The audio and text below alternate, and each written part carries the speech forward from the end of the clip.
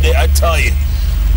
My, oh my. This Kenyans love this, by the way. You know, Kenyans love inspiring stories, and the tweets are coming in thick and fast. At Kennedy Odede, at Hope to Shine. Hope #2 Shine. At Koinange Jeff. #JKL. Frederick Okango. He says, I'm watching, and for sure this couple is touching and changing lives. Let them keep the good work. Rookie of the Year. Leonard for Hofstadt. Oh my goodness. Anyway, he says, Odede's good people. Kennedy's a funny guy. The lady is brave, 1000%. Sky T Karaoke says, Odede, cool courage that made him this far. What a journey. And then, I've got a classic here from Pacific Aziz. He says, or she says, do they have an Obama already? Or is Jessica expecting one? Now the pressure's really on. My mother-in-law thought that was enough. No, we have an adopted son, but we're in discussions. You're working on it. You're working hard at it. So you will let the people know on Twitter. Yes. When it happens. We promise. When young Obama is born. Yeah. Did you ever think you'd come this far, man? Did you ever think when you were a street kid, when you were stealing mangoes? No, really. And I think there's a time that I could have really given up. You know what I mean? Did you think about it? Yeah. Suicide? Or, those things happen. Yeah. Man. You feel you push your life in a corner and you cannot move forward. You know what I mean? But what happened also is that we have a high inequality in Kenya. It's really a big issue. You know what I mean? And we cannot work on this. We don't have no future. Jeff. Now we all know what you call the urbanization is a big threat to this country. If you don't work on that, it's big thing. Big trouble. Yeah, big trouble. And then that's so funny. So in Kibera, I saw there's a wall, invisible wall, between the middle class and upper class and the most poor. So even though I went to the US and I made this huge network, man, believe me, I had zero network in Kenya. Only my Kibera and Madare, nobody. And I really, to be honest with you, I felt like, what's wrong in Kenya? What's going on? So what I felt, I was also feeling really, this is a Kenyan thing, it's not an American thing, this is for Kenya. Until I met this man called David Lusa. He's from Standard Chartered Bank. And I didn't trust him because I knew from the other side of the world, you know what I mean? And I was like, so, but David put me down and told me his story of his father, how his father came from far. And that story connect to my story. And Jeff, I realized that everybody in Kenya have a story. You know what I mean? And Kenyans have been really amazing so far. Yeah. We have been trying to involve them through mentorship, programs. People are coming to give books, and it's been really tremendous. Yeah, because Jessica, people would think that the Clintons, Beyonce, and they're all sponsoring, they all contribute to this whole venture. But you have local sponsors as well, don't you? We do. I mean, we've been really trying to build this network. As Kennedy said, I mean, this is for Kenya. This isn't helping America. Yeah. This is helping Kenya. And so we've been trying to build a network of individuals and companies who are passionate about these issues. And so we're so lucky to have Barclays Kenya and GE and Standard Charter and Mode and our local advisory board. And so I think it's something that we're still working on. Manu Chandaria. Manu Chandaria, who's been amazing. And so we need more support from Kenya, but we're starting to build it. And what's also amazing is when you see, people in Mathare, these young people who heard about Kennedy's story, had never met him, and reached out and said, we want to do something. And these kids were contributing 20 shillings every weekend to start the projects. And so that's also, the local support that is for 2 years. Powerful. They've been doing it for 2 years. 20 shillings every weekend. Yes. And then they were like, Kennedy, we want to work together. We have a space. So I went there and they introduced the chief to me, the DC, and I'm like, wow, what's going on here? And the community, and we have heard about Shofko in Kibera, and it can happen in this community. You know what I mean? Yeah. So for now, we're building there, and we're going to have a school. We're going to start soon. And the community in 2 weeks. And Jeff, if you see people out there struggle in this community, and that's hope. I'm really hopeful. You know what I mean? For this country, there's hope. Yeah. If you walk in the slums and see how people are struggling, innovate thinking. Right. But Kennedy, at the end of the day, it's not like, people say, Serikali's idea, handouts, waiting for the government to come and help. You have to take it back yourself, don't you, at some point? Yeah, I think it's good to government to give support, but I think most of the time you don't want to wait. You know what I mean? You have to start. So far we are getting help from the Minister of Health. They never helped us before. But because we have something, we get some drugs from them. You know what I mean? Yeah, but I want to tell people that you have to start something. Don't wait. You're the only one to change your own life. Absolutely, absolutely. How far can you take this, Jessica? I think that Kennedy can take this pretty far, Jeff. I mean, I think Kennedy has a vision of, urbanization is happening so fast in this country, and if we don't respond, we're going to have urban springs erupting all over the place. Instead of the Arab Springs, I call it an urban spring. But that is the reality. And so I think that, there's Mathare and there's Kibera, but there's other slums here in Nairobi and Mombasa and Kisumu. And so I think we're really trying to test a model that can work not just in one place, but for all of these places. Yeah. But it has to come from the people. Yeah.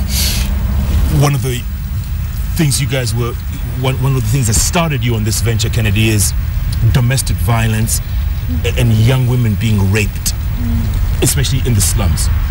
Have those numbers come down with the programs? Did you see those numbers coming down? So, yeah, the issue was that nobody was reporting the cases. There was no justice. So what we did, we were able to create a center. This is when one of the girls was abused, and the father came to the school so we can help by following the case legally. And justice was done. He was like, you know what?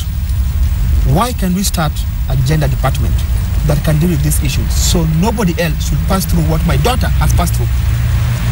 And so far, last year, we had over 283 cases. Reported cases. And so maybe the cases actually, people are starting to report them. That's interesting. Which has never happened before. Right now we have 19 cases in the court. In the court. 19. Yeah. And so that is something that there's ending a culture of impunity that I think hasn't happened before. People now report. Just imagine if somebody has been abused, you have no money. You know our system in Kenya. You know what I mean? Yeah. You're poor. Correct. Nobody's there for you. I've been at the police station with Kennedy, literally at Kilimani Police Station, with a family and a 4-year-old girl who had been raped. And instead of making moves to arrest the perpetrator, the police threatened to arrest Kennedy because he was giving them trouble for bringing them too many cases. No. Seriously. You're kidding. I'm not kidding. At Kilimani, I'm not kidding. Shame on you. And so, I mean, that is the reality of the system we're dealing with, but I think that the police are starting to really be more And the last thing is that the parents and guardians are also scared of reporting. Yeah, because they're scared of that. Police tell you, no, you're the one to be arrested. How did you negligence? You allow. Negligence. Yes. So no, that's the law we have to change. You know what I mean? So people are not opening up. Yeah. So your programs are mostly for women. Basically, women are the biggest beneficiaries. What happens to the little young boys? That's a good question, Jeff. So what's happening that people don't know is that community understand this in Kibera. School is a statement whereby we're going to have the future women leaders in Kibera. If you see the set of women, of girls in Kibera, really, you understand that they're really having a hard time. But our programs affect everybody. We also have scholarship programs that the boys and girls we give them to. So we only have less than 200 kids at the school. Think about it. But we serve over 70,000. You get it now? So we are serving everybody. And actually, I think the whole idea is sort of how do we provide services that men want? And so healthcare, clean water, economic empowerment, actually business development targeted at youth and young men. And so that it actually wasn't, it was sort of about how do we provide and connect services that men are interested in with a girls' school. And so that it's more about gender equality than just about girls. Right. I mean, Kennedy has some, I never understood this, but sort of stories about how when it's only about women, there can be backlash in the community and people feeling... But everybody feel part of it. Because they know that the school, girls, provides the clean water that men are also using. The clinic that men are also using. And then one thing that I love was when one man came and said, oh, those girls are speaking English. I want my daughter to speak like that. You know what I mean? And I'm like, wow. Yes. Changing perception of Changing this. perceptions. So that's the school is about that. The last one is that I hope this will be the leaders with integrity. You know what I mean? We'll be able to change the systems. You know what I mean? Yeah. So we are giving these girls the best education. They were number 1 in the district. Come on. Like our last district. Don't joke. And then in terms of national poetry and education. Last year our girls were number 1. ECD. Little girls. In the whole country. In Nakuru. And I'm like, what? So this is so funny, Jeff. I read the newspaper, Daily Nation, and the Standard, and you see, oh my God. There was the name of the schools? They're listing sort of the usual suspects that win the national poetry competition. It was, Starehe, Elias, and then Kibera School for Girls. And we're just laughing at the irony of that. Up there with the best of the best. Yeah. And I'm like, wow. Whoever knew that would happen like that, And this, Jeff, when you talk about inspiration, I believe that we can change our lives, this country. But if people only come together, if community come together, that's why our work is across Kibera, is going to Mathare, Dandora, just to work with young people, work with the communities so we can see, we can affect this change. Because the other problem we have is mental. You are told from an early age, you will never do it.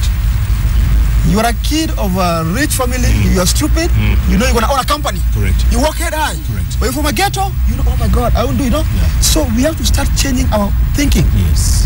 And then we have been... Bob Marley used to call that mental slavery. Mental slavery, Emancipate yourself from mental slavery. You got it, That's it. That's what I did first. And this guy, I want people to read more about him. Also, he's a very tough guy. It's called Marcus Garvey. Marcus Garvey. He gave me what's called pride. Because one day I used to go to read books in town, in Kenyatta Avenue. Yes. And there's an Indian lady who used to kick me from his bookshop. Then one day, I went back after reading Garvey, and I said, I'm going back there.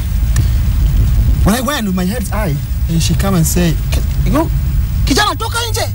And I'm like, no, Article 7, Chapter 8, yeah, my right. And then I was like,